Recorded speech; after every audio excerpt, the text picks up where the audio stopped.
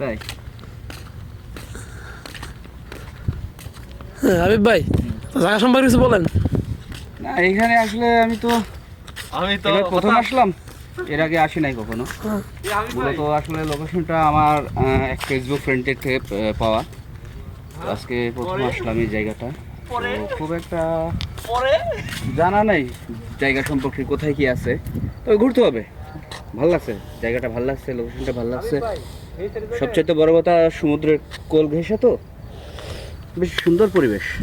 এখানে খুবই নিরিবিলি এবং কোনো হইচই বা কোনো গ্যাঞ্জাম নেই।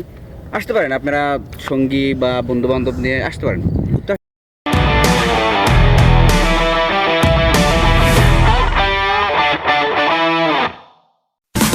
You're beautiful like diamonds.